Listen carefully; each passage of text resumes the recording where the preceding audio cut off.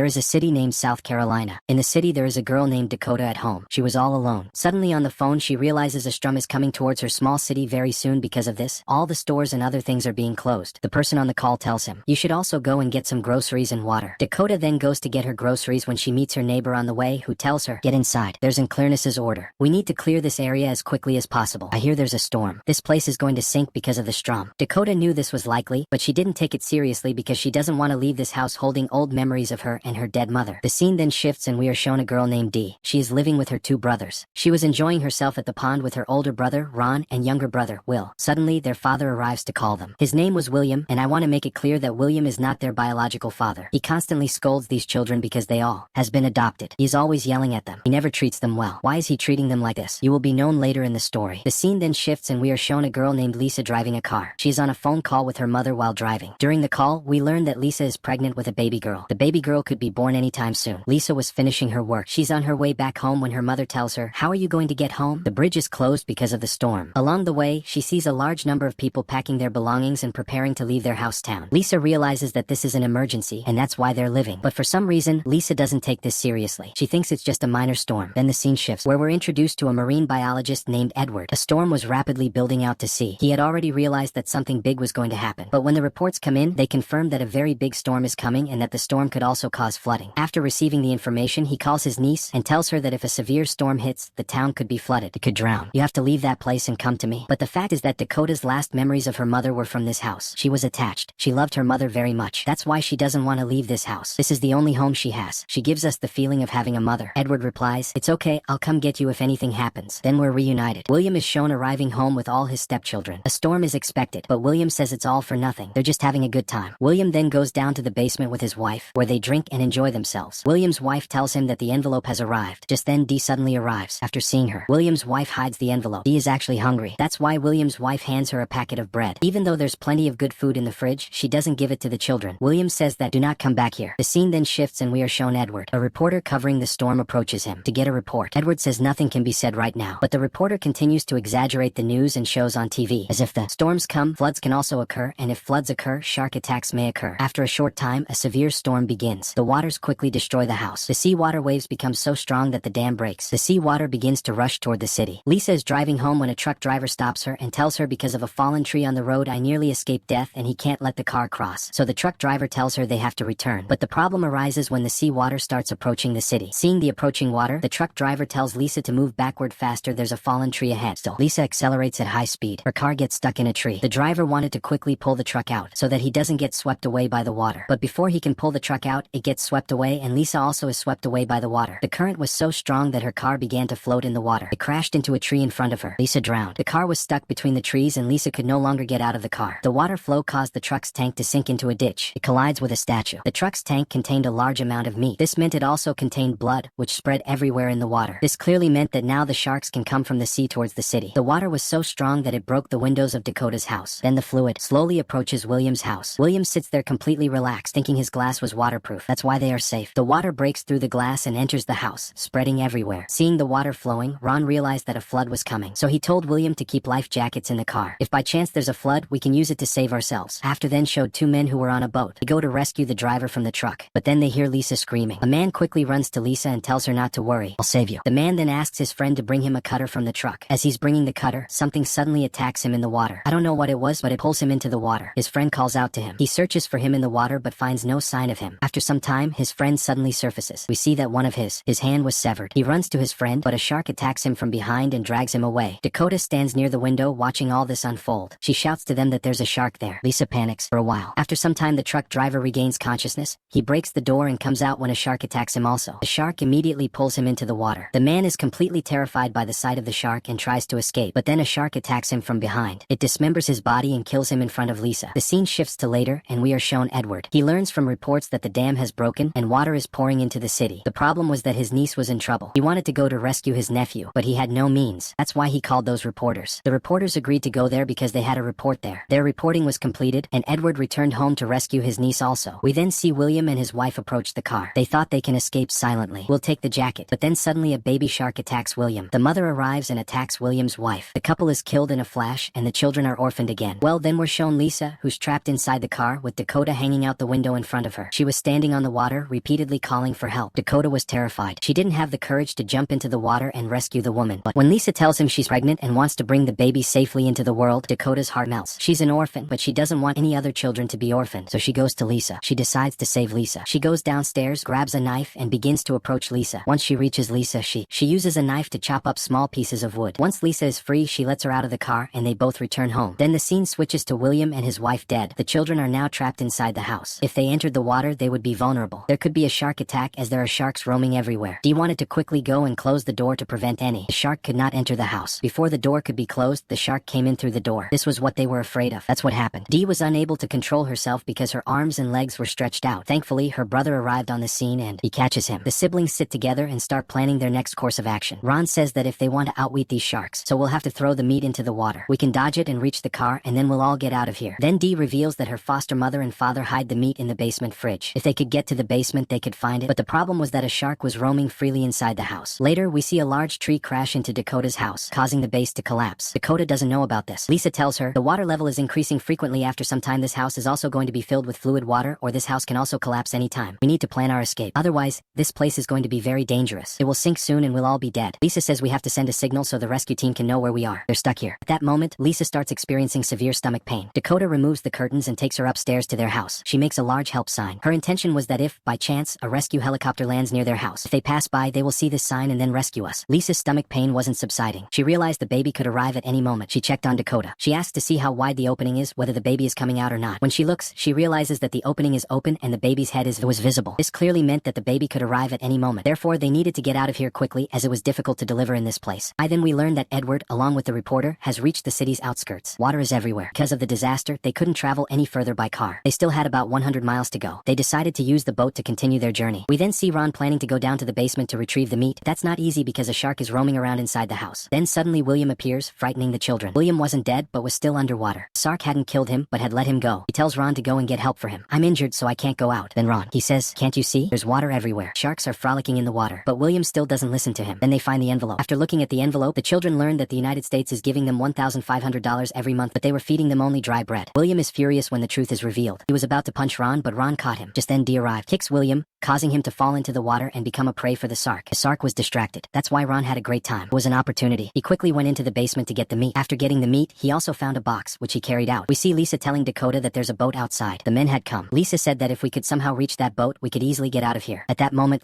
she started experiencing severe stomach pain again. She wanted to get her baby out safely. Dakota also, feeling very bad because she really wanted to save Lisa, she decides to go and get the boat herself. Outside. Before leaving, she takes a flashlight and packs the meat into a bag. She takes the meat and throws it into the water so it can be. To distract Sark, Lisa thanks him before leaving, as she's doing all this for his child. After crossing the water, she walks calmly back to the boat. She starts to leave. The sharks were focused on the meat, so they didn't attack her. A large shark suddenly appeared near Dakota, but Dakota has calmed down at that moment, so she doesn't hurt him. She then quickly runs back to the boat. On the other side, the room was rapidly filling with water. The bed had floated on the water, causing it to rise considerably. And then suddenly the house sank and collapsed, but somehow Lisa escaped from it. Dakota spots a fishing rod. Quickly grabbing the rod, she takes the boat and heads towards Lisa. The scene shifts and we see Ron. He brought the meat out. He also brought a small box with him. When he checked the box, he found dynamite in it. They get dynamite. This makes their job much easier. They tie meat to the dynamite. After lighting the dynamite, they throw it into the water. As soon as the shark smells the meat, it runs and throws itself into the water. As she eats the meat, a powerful explosion occurs, killing the shark. They had killed the shark who had entered inside their house. After that, they ran towards the car. They found the car keys inside. After taking the car, they could easily leave. They succeed. Meanwhile, the entire house collapses and begins to float away. Lisa quickly swims out of the water. She floats up. She was held in the water by a wooden pole. Lisa suffers immense pain and finally gives birth to her baby at this very spot. She gives birth. But trouble arises when her blood spills into the water. The blood attracts sharks. The baby begins to cry. Seeing a shark approaching, she places the baby on a stick. Then she takes a sharp stick in her hand, turning it into a weapon. As soon as he approaches, she attacks him with the same sharp stick, injuring him. After which, she quickly runs back to her child. She leaves. But then Dakota sees another shark heading towards Lisa. She quickly marks the shark with a fishing rod. She shoots him on the spot, killing him. She then takes the boat and hurries to Lisa. She was about to get Lisa on the boat when a large shark appeared and attacked their boat, causing it to capsize. Thankfully, Edward arrived with his team just then. He had a device to ward off. In the panic, the shark is heading towards Lisa and Dakota. Before it can attack them, a larger shark arrives and attacks it. Edward quickly goes and gets them both on the boat. They both survive safely. Good thing. Lisa's baby was also safe. Lisa then called her mother and showed her the baby. The entire city was submerged because of the earthquake. Only a handful of residents managed to survive and escape. Finally, friends, with this the story ends here. If you like it, don't forget to subscribe. See you on next video.